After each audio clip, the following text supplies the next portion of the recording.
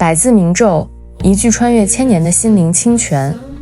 如何清理内心的负担？在现代生活里，我们几乎每天都在赶时间，忙工作，忙家庭，忙情绪。有时候，一句话说出口就后悔了，一件事做完心里却一直不安。这些没说出口的愧疚，没放下的烦恼，慢慢就变成了心里看不见的负担。在藏传佛教里，有一句非常特别的咒语，它的名字就叫500字明咒，但它却被称为忏悔之王。因为无论你觉得自己错得多深，心有多乱，它都被认为是一条可以回到清净起点的路。首先我们要清晰本尊寓意，不是神奇，是你本来的样子。百字明咒来自一位非常重要的本尊金刚萨埵。如果你见过他的形象，会发现他通体洁白，像月光一样没有杂质。右手拿着金刚杵，代表行动与力量；左手拿着铃，象征智慧与觉知。这两个合在一起，就是密教里常说的悲与智同时运作。在密教体系中，金刚萨埵并不是众多佛菩萨中的一个，而是直接象征我们每个人本来就具备的清净觉性。百字明咒就是这种觉性用声音表达出来的方式。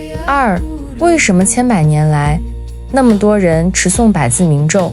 简单来说，有3个核心原因。第一，它是用来净化的，不只是大错小错，也包括我们日常积累的烦躁、内疚、负面情绪。传统里说，这是净除业障，还净戒体。用更生活化的话说，就像把心里长期没清理的灰尘一点点洗掉。第二，它能补修行力的漏洞。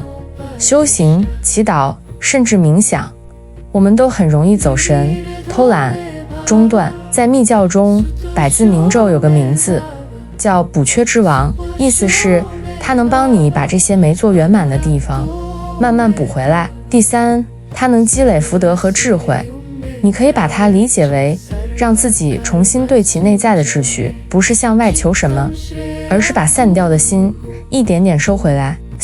最关键的问题，如何念诵才不止于念个安心？现在最关键的问题来了，如何念诵百字明才不仅仅停留在求个心理安慰的层面？传统中有一个非常清晰的方法框架，叫伊斯利忏悔。我用最简单的话讲给你听。第一步，承认，不是批判自己，而是诚实。在心里承认，我以前确实做过一些不成熟的事，现在想起来，我心里不安。不用说得多复杂，真实就够了。第二步，一指闭上眼睛，想象在你头顶上方，金刚萨埵安静地坐着，身体发出柔和、干净的白光。你只要记住一件事，你不是一个人在面对这些问题。第三步，观想清晰，一边念百字明咒，一边想象从金刚萨埵那里流下一股清凉明亮的甘露，它从你的头顶进入，流遍全身。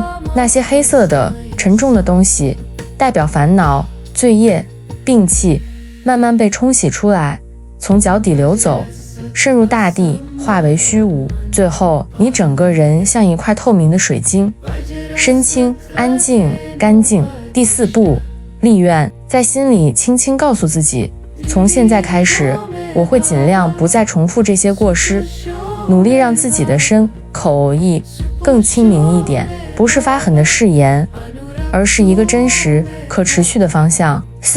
重要的说明，尊重传统，安心持诵。这里要特别说一句，百字明咒可以日常持诵，不需要灌顶。如果只是念咒，做简单观想，完全没问题。但如果你想修完整的本尊法，那就需要依止具德上师，这是传统里非常明确的一点。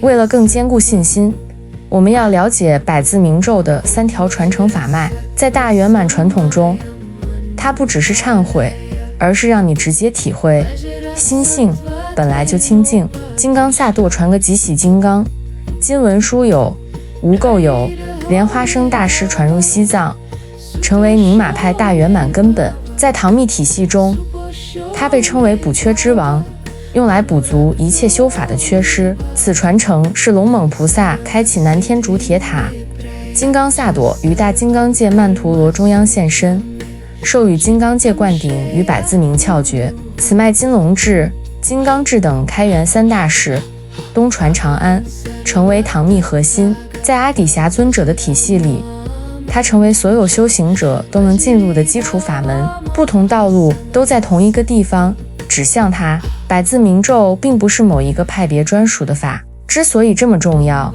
是因为几乎所有密乘传承都共同承认它的价值。6.